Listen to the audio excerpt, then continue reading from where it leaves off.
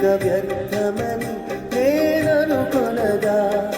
అర్థమి కాని జీవితం ఇక వ్యర్థమని నేననుకొనగా,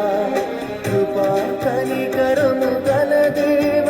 నా కష్టాల కడలిని